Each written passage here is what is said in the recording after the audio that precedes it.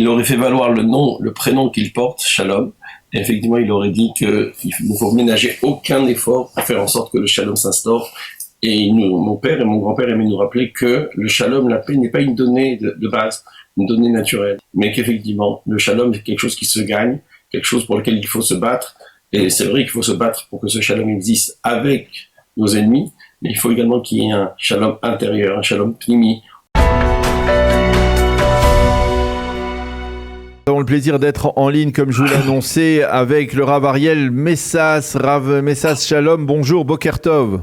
Bonjour et Shavua Tov. Shavua Tov, merci d'être avec nous ce matin parce que effectivement, avec un petit peu de retard, bien entendu, mais dû à l'actualité extrêmement lourde de la semaine dernière, nous voulons rendre ce matin, en ce début de semaine, une semaine qui va être marquée avant tout, on l'espère, par une fête de Pessah que l'on espère passer dans la joie et dans la sérénité ici en Israël. On voudrait rendre hommage donc à votre grand-père, Rabbi Shalom Messas, qui, comme je le disais, a été le grand rabbin du Maroc et bien entendu le grand rabbin de Jérusalem pendant de longues années. Et de revenir sur ce qui s'est passé mardi à la Knesset, et c'était tout à fait exceptionnel, il faut y revenir. Alors expliquez-nous comment une session spéciale de la commission du Parlement israélien, la commission de l'éducation du Parlement israélien s'est tenue à la mémoire de votre grand-père. Alors, Shavua Tov, merci de me recevoir. En fait, voilà, ce qui s'est passé, c'est qu'il y a 2 mois, je me trouvais à Yerushalayim et j'ai rencontré le Chaver Knesset Moshe Arbel, le Rav Moshe Arbel, également du parti Chasse, et nous avons discuté de nombreux sujets. Puis tout d'un coup, je lui ai dit, écoute, dans 2 mois, c'est le 20e anniversaire, de la disparition du grand rabbin de Jérusalem, Rav Shalom Messas. Et 20 ans, c'est pas un chiffre banal, c'est pratiquement une génération. Je dis peut-être que au bout de 20 ans, pour célébrer cette Iloula de la 20e Iloula, il serait peut-être bon que l'État d'Israël lui-même, prenne en charge cette Iloula, se préoccupe également du souvenir de la mémoire de Rabbi Shalom Messas. 20 ans, c'est une tranche de vie. Et Rabbi Shalom Messas a été grand rabbin de Jérusalem pendant 26 ans, pendant près d'un quart de siècle.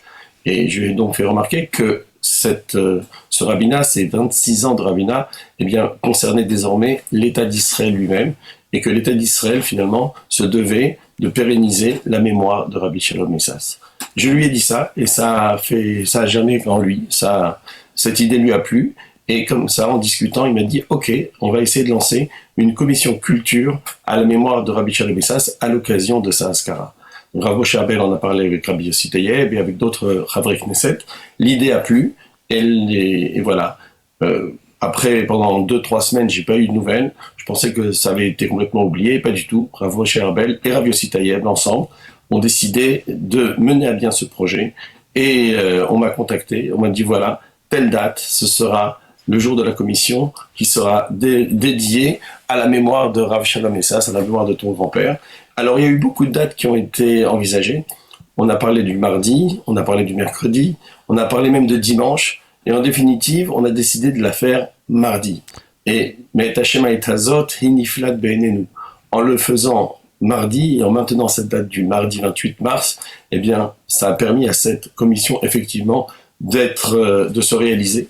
Si elle avait été faite le dimanche ou le lundi, alors que Israël connaissait des manifestations très importantes, alors que la Knesset était presque, je dirais peut-être assiégée, ou en tout cas en vue d'être assiégée, peut-être que l'accès n'aurait pas été facile, peut-être que cette commission n'aurait pas pu se tenir.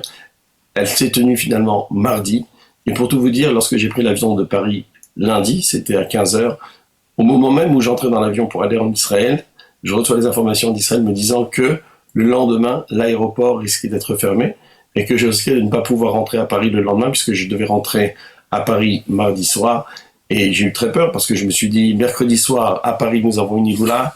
Shabbat, on a fait un grand Shabbat à la mémoire de mon grand-père. Donc je me dis, si j'arrive pas à rentrer, ça risque d'être embêtant par rapport aux activités que nous devons mener à Paris également. Mais j'ai dit à Kadosh Baruch Hu, Hachem, je vais bitmimout, avec confiance en toi. Et je me dis, je vais pour la mémoire de Rabbi Shalom Messas, que Bezrat Hachem, Rabbi Shalom, mon grand-père, m'ouvre les portes et fasse que je puisse aller et revenir.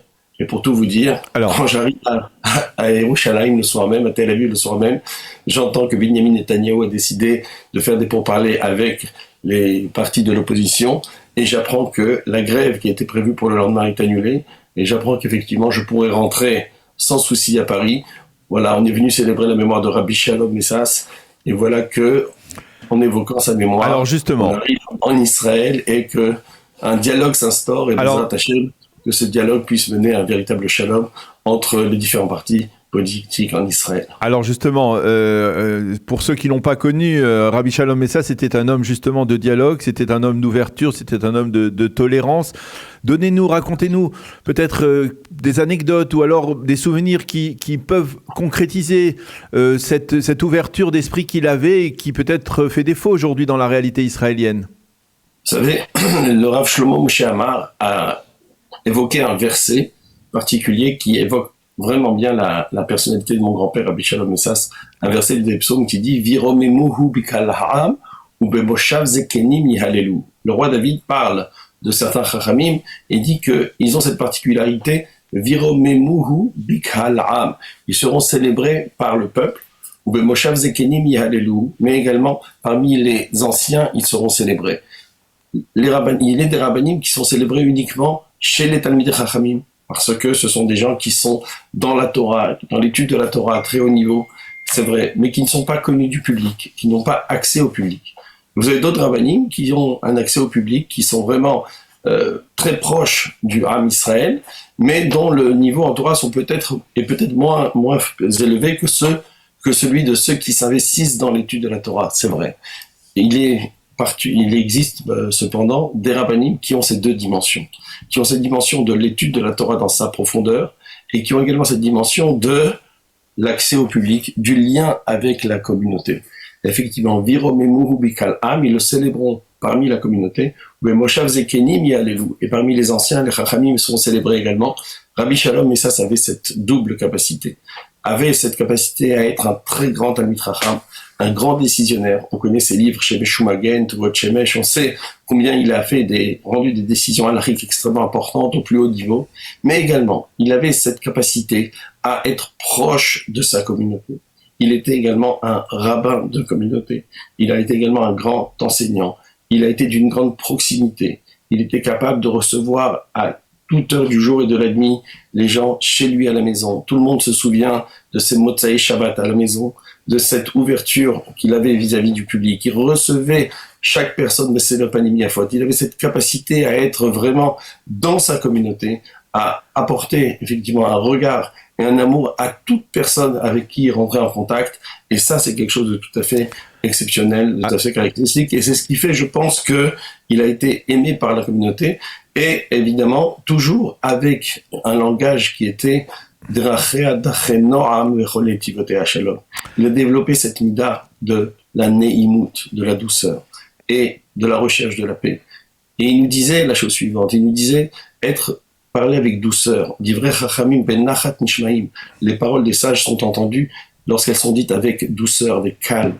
Parler avec douceur et calme ne veut pas dire que l'on renie quoi que ce soit de ses valeurs, de ce à quoi on croit, mais c'est une manière effectivement de faire passer son message de telle sorte à ce que l'on peut être écouté. Il y a également quelque chose de fondamental, c'est Varim hayotzim min halev nichnasim el halev. Lorsque les choses sortent de votre cœur, elles pénètrent le cœur de ceux qui vous entendent. C'est ce que mon père, Rabbi David Messas, le fils de Rabbi Shalom, mon grand-père, disait. Il disait lors des Espadim, il me dit, qu'est-ce qui a fait que Rabbi Shalom a pu être écouté par l'ensemble du peuple d'Israël? C'est Kol Kavanatecha Leshem Shamayim. Parce qu'on savait que Rabbi Shalom, chaque parole qu'il disait, c'était uniquement par amour de l'Éternel, d'une façon complètement désintéressée, sans aucun calcul politique. Rien que faire valoir le message de la Torah, faire passer un message de la Torah et faire passer l'amour profond qui était le sien pour l'âme Israël. Il avait cet amour pour l'âme Israël qui était vraiment enraciné en lui et il savait le partager avec les autres, et je pense que c'est cet élément qui a fait que, effectivement, il a été écouté, il a été entendu, il a été aimé par l'âme Israël.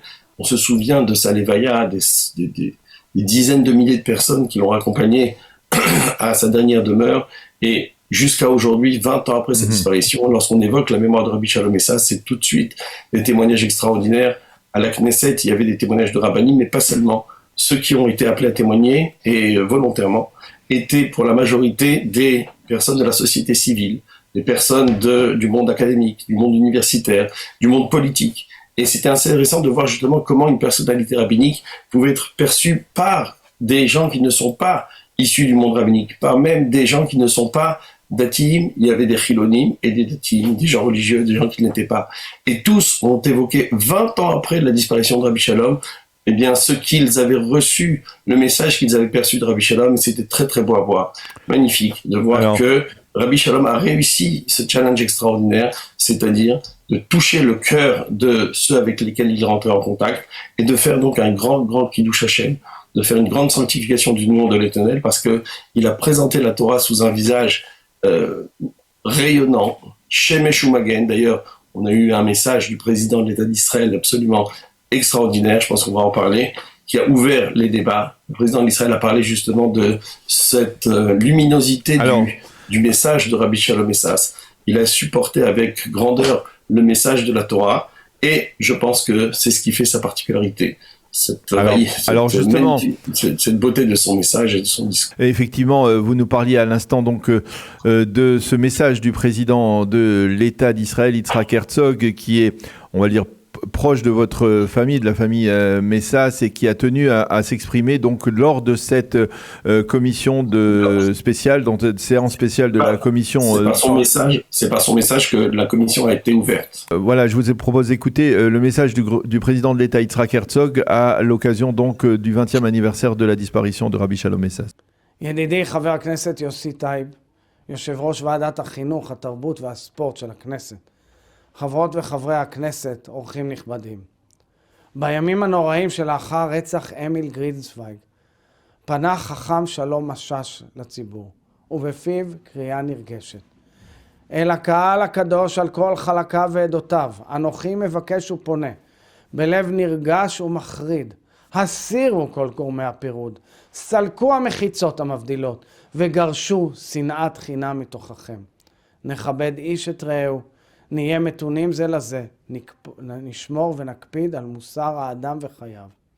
בימים אלו, במיוחד בימים אלו, מנהיגותו של הרב משש נחוצה לנו מאוד, במבט הרחב, בסובלנות, בדרך החינוך המתונה והמכילה, המקבלת כל אדם בסבר פנים יפות, ובדרך הארץ אשר הייתה לו לדגל.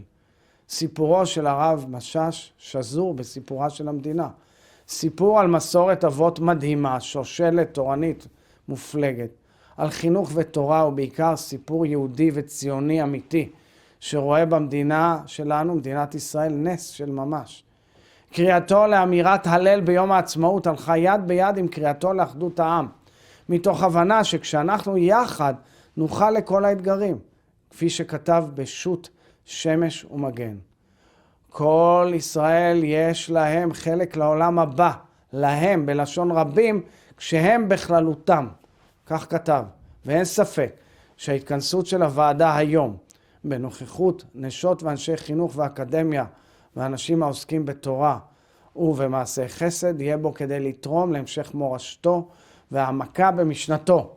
אני מברך על הכנס המשמעותי הזה, ובטוח כי העיסוק בדמותו ובתפיסתו של הרב משש, שאגב הייתה לי קרבת משפחה רחוקה אליו, וזכיתי להכירו, לכבדו ולהעריצו, יאיר לנו כשמש ויהיה לנו כמגן אל מול האתגרים שעוד יבואו לנו.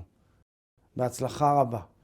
Eh bien voilà, le message du président de l'État Yitzhak Herzog qui donc a inauguré cette session extraordinaire à la mémoire de Rabbi Shalom Messas.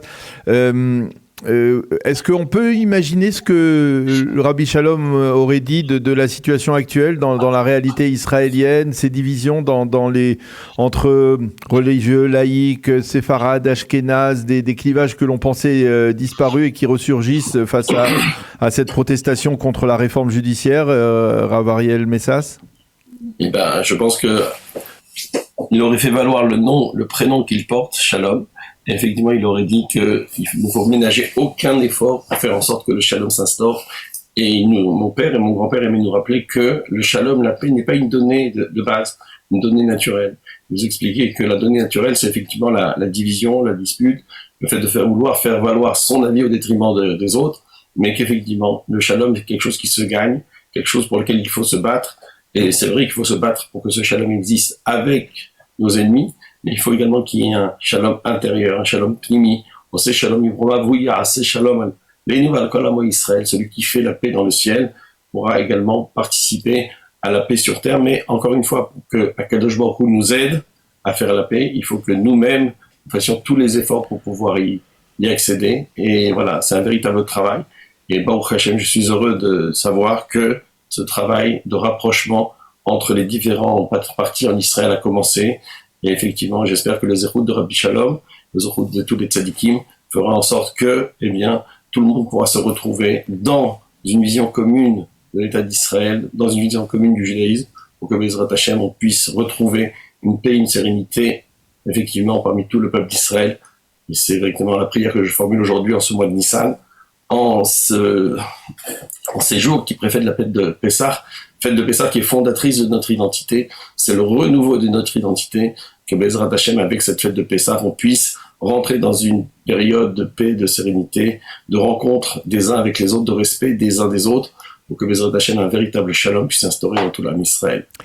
Eh bien, Rav Ariel Messas, merci beaucoup d'avoir été avec nous ce matin pour nous parler donc de cet événement important qui s'est produit la semaine dernière, donc en pleine crise, hein, on peut dire, et qui a peut-être apporté un petit peu plus de hardout dans le Ham Israël à travers la personnalité de votre grand-père Rabbi Shalom Messas, dont on a marqué donc la semaine dernière le 20e anniversaire de la disparition. Merci beaucoup Rav Ariel Messas, bonne Shavua Tov et bonne fête de Peshtar Kacher Vesameach à vous et à toute la famille et à toute votre communauté d'Avat Shalom à Paris.